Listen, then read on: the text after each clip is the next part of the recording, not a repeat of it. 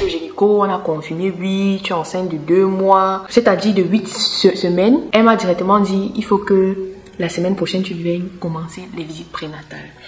Et comme par magie, tous les signes de grossesse ont commencé à montrer. Les vomissements, la fièvre. Bon, je ne dirais pas la fièvre, quoi. Donc, tu te sens comme si tu as une fièvre, mais tu n'as pas de fièvre. Quand tu as la typhoïde, mais tu n'as pas la typhoïde. Tu n'as pas de température. Je me sentais mal. Je vomissais. Mon Dieu. Les nausées ont commencé, la fatigue a commencé, le sommeil a commencé. Des douleurs, parfois au bas-ventre, je ne sais pas. Des douleurs partout.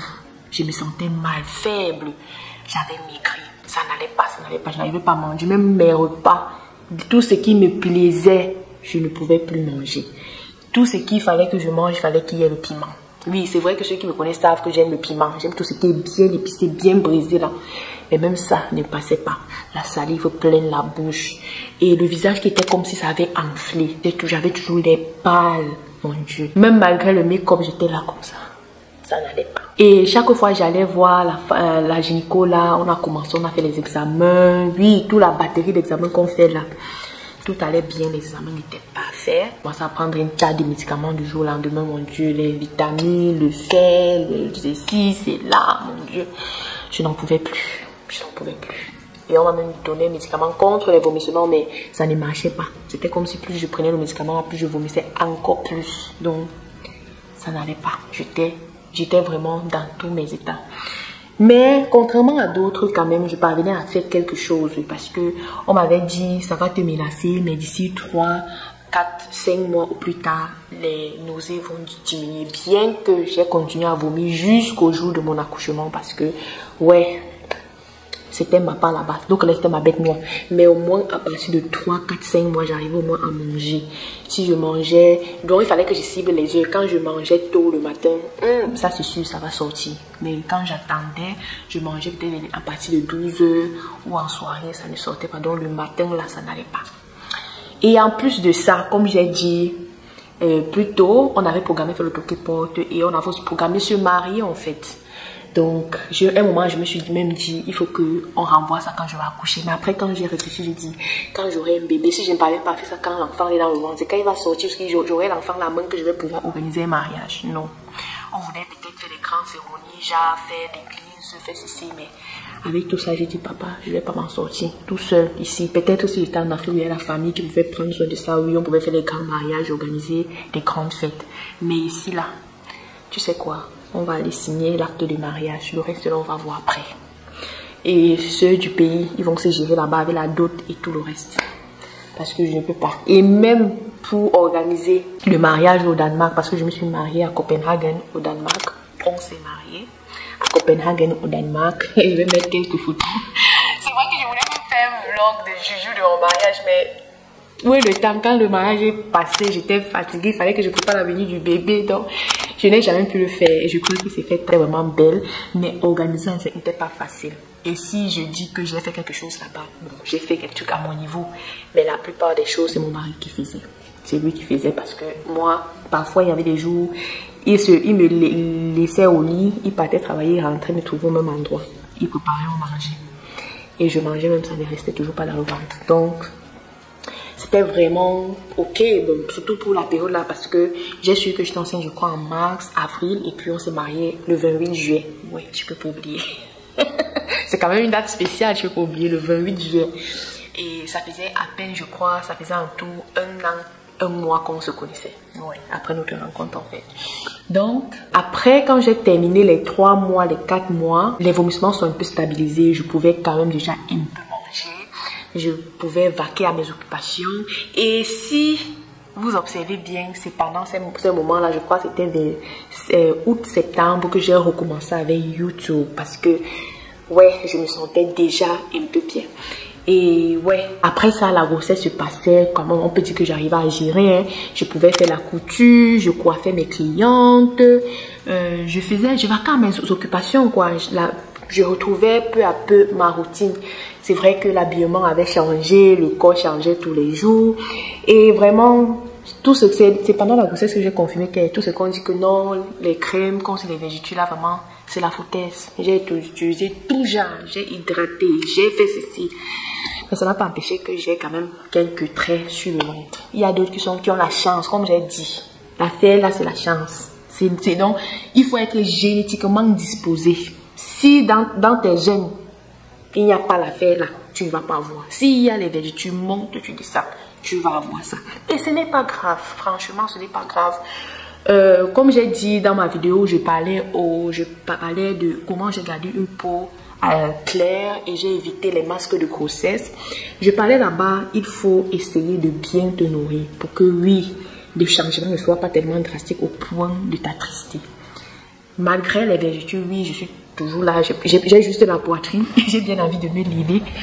Ouais. Voilà ça en fait. J'ai peut-être la poitrine, mais le ventre est rentré.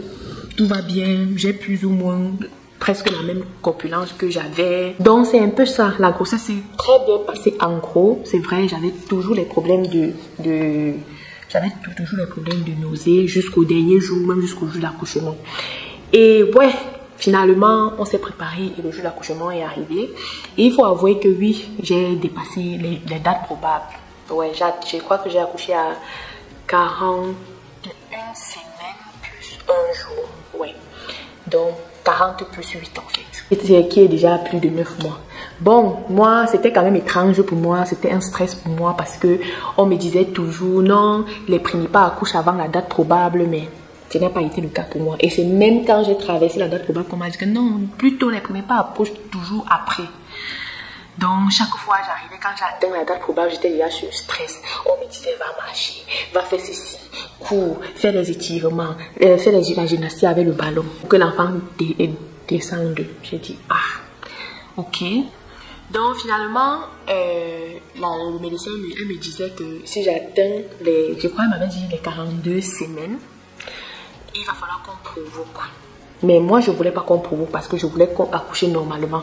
Et après, les informations que j'avais eues sur le net, on me disait non, si on provoque et que ça ne marche pas ou que si le col ne s'ouvre pas, on va te faire une césarienne d'urgence. Et moi, je voulais à tout prix éviter la césarienne. Ok. Donc, on passait autant à me faire partir à l'hôpital, revenir, faire le toucher, faire ceci, jusqu'à ce que le fameux jour arrive. On m'avait en fait programmé pour que j'aille à l'hôpital. Je crois que c'était un jeudi, j'avais rendez-vous à 8 h quoi. Donc, je suis partie à l'hôpital. Je crois que c'était le 21 décembre. Je suis partie parce que j'étais normalement censée accoucher le 14 décembre. Le 21 décembre, comme ça faisait déjà, je crois, une semaine après ma date probable, on m'a envoyé voir un spécialiste. Parce qu'ici en Allemagne, il faut savoir que tu fais tes visites à la clinique. La clinique, c'est comme le gynéco du quartier ou de la ville. Ok, mais le jour où tu veux accoucher, tu pars à l'hôpital même. Grand hôpital, comme au Cameroun, on dit les hôpitaux régionaux, les centres, les CHU et comme ça. Donc, je pars vraiment à l'hôpital où il y a les différentes spécialisations en fait. Et moi, j'avais choisi un hôpital où il y avait aussi la néonatologie parce que on disait toujours, on ne sait jamais si l'enfant a un problème. Il faut qu'on puisse prendre soin de lui sur place, qu'on ne porte pas pour l'amener ailleurs. Donc, on m'avait amené là-bas pour qu'on me regarde et j'étais déjà plus d'une semaine après ma date probable, donc un jour, 8 jours après ma date probable. Je suis partie voir la femme et j'avais des petites contractions, mais on disait que ce sont les fausses contractions, ce n'est pas vraiment ça. Et quand je suis arrivée là-bas, les contractions avaient commencé, mais c'était vraiment, c'était pas assez régulier en fait, c'était doucement, donc on montrait la machine là. Contraction, c'était vraiment pas régulier. Elle m'a dit ok, je vais te donner un médicament pour accélérer pour le travail. Et c'est là où l'acteur est mort parce que quand elle m'a donné un bingli médicament là comme ça, j'ai pris ça. Wonderful. Ça n'allait pas. Ça a commencé à faire genre le ventre. Surtout que je pensais que je devais pouvoir supporter la douleur de l'accouchement parce que j'avais des règles très douloureuses comme j'ai dit auparavant. Et la douleur de l'accouchement est presque la même chose en fait. Merde. C'est comme ça que la douleur là a commencé. C'est vrai, c'est comme la douleur des règles, mais c'est une autre dimension.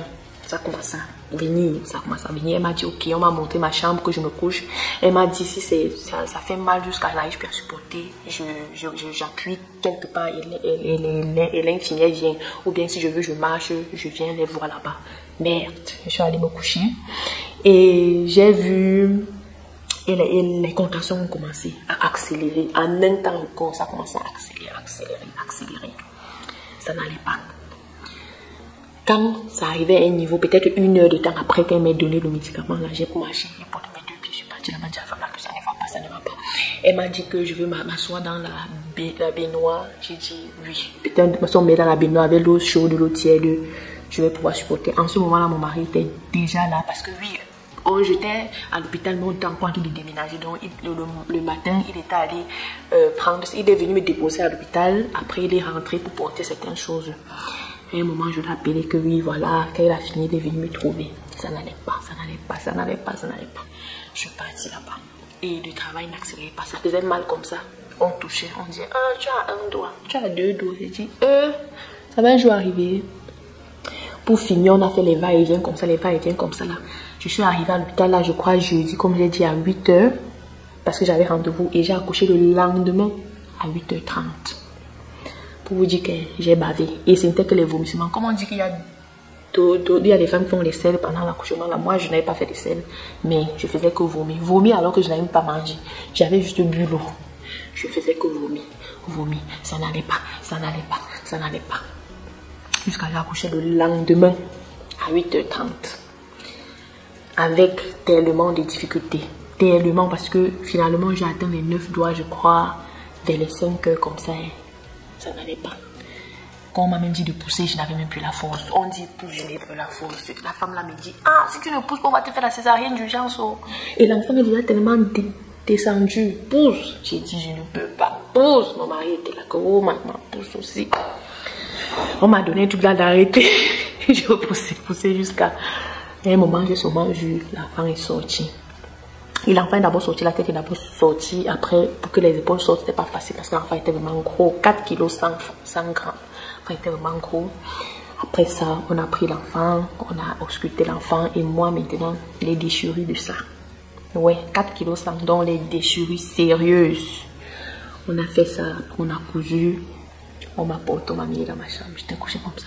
Je n'avais rien mangé. Et comme on est en Allemagne là, tu es là, tu as faim, tu viens de pousser un gros bébé comme ça là. On te donne le pain avec quoi là? On te donne le pain avec un thé ou avec quoi? Plus souvent j'ai un mari que pas, donc c'est un moyen.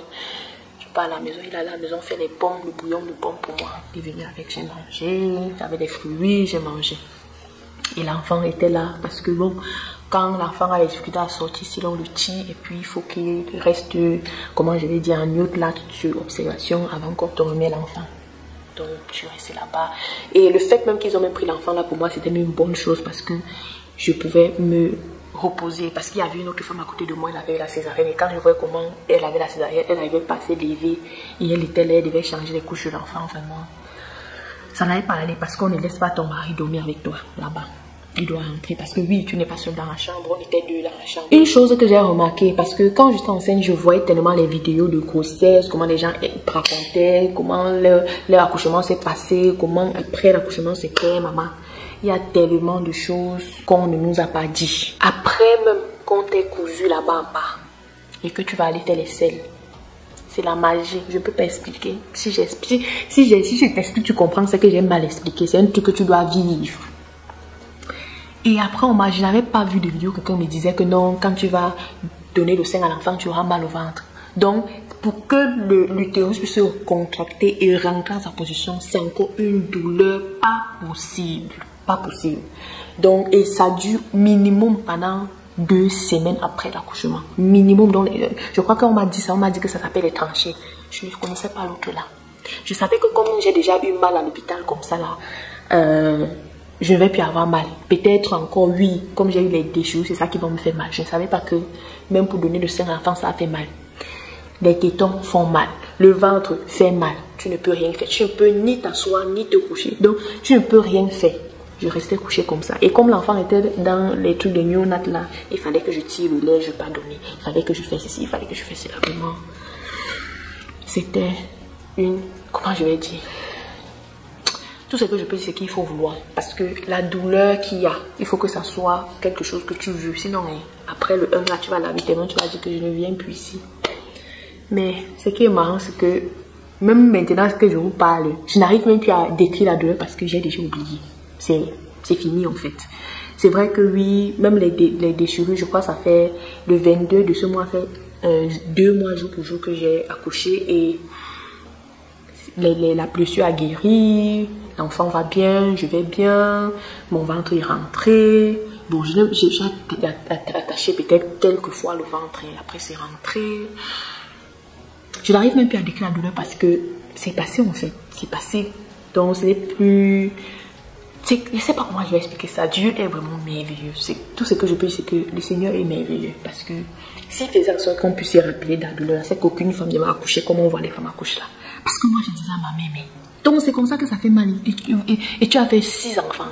Elle a seulement rien m'a dit que mieux vaut pour vous, même maintenant, on anesthésie en de cours, que pour nous, on n'anesthésie pas. Mais tu étais là, on court ça. Après, tu reviens, on enlève les fils. Je dis, quoi? Pour moi, on a anesthésie avant de coudre. Ouais, après, il y a une femme qui vient à la maison te montrer comment prendre soin de l'enfant. Parce que oui, on n'a pas de famille ici. Une maman, elle vient, on les appelle les sages-femmes, les hebammes. Elle vient à la maison, elle t'aide, elle te montre, elle regarde si ta blessure cicatrise bien. Donc, ouais, et puis de temps à autre, je mettais du sel dans l'eau chaude pour laver la plaie avec, ça cicatrisait, ça va quoi. Donc, c'est un peu ça. C'est un peu ça. L'accouchement, c'est quelque chose. Et je voulais vraiment expliquer mon expérience pour pouvoir encourager ces femmes-là. Parce que la question de l'enfantement est très, très sensible. Surtout pour les femmes africaines. Il y a d'abord cette pression sociale de faire des enfants. De telle sorte que quand on te dit même, ou que ça arrive, même que tu as des difficultés à concevoir, tu te sens comme si tu n'es plus une femme en fait. C'est... Comment je vais décrire ça? Tu te sens plus femme. C'est comme si quelque chose ne manquait, comme si tu n'es pas complète en fait. Tu te sens genre, tu ne peux pas faire le bonheur d'un homme si que tu n'arrives pas à lui faire un enfant. Et je voulais vraiment encourager quelqu'un. Nous sommes nombreuses à avoir ces problèmes de kystes là. Les fibromes, les myomes, je ne sais pas pourquoi. Ce sont des maladies qui sont vraiment propres aux noirs, je ne sais pas. Personne n'a jamais pu expliquer pourquoi les femmes sont plus atteintes par ces maladies-là. Mais je veux t'encourager, toi, que ce n'est pas la fin du monde. Si Dieu avait prévu que tu vas faire ton enfant, tu vas faire ton enfant. Peu importe ce que les médecins ont dit, peu importe ce que les gens ont pu dire. Si toi, tu restes, tu sais que bon, je n'ai moi rien fait. Je n'ai pas eu à faire des choses qui pourraient m'empêcher de faire des enfants. Tu vas faire ton enfant. Donc, c'est un peu ça en fait. Je vais faire peut-être une vidéo. Si vous voulez que je parle plus du côté maternité et tout, je ferai plusieurs autres vidéos. Au cas contraire, on va voir la partie 1. Je vais faire des vidéos pour montrer aussi comment je m'en sors avec l'allaitement, pour ne pas avoir les crevasses et tout, les choses que j'ai mis en place. Si ça vous intéresse, dites-moi et je ferai une vidéo. Donc, c'était tout pour cette vidéo. Si c'est ta première fois ici, là, abonne-toi, active la cloche de notification. Comme ça, quand je ferai les vidéos, c'est la première personne à regarder, à commenter. Et surtout, à me donner ton avis. Ce qui est merveilleux, c'est que quand tu regardes l'enfant, là, après, tu te dis que tout ça valait la peine. Ça valait la peine. Ouais.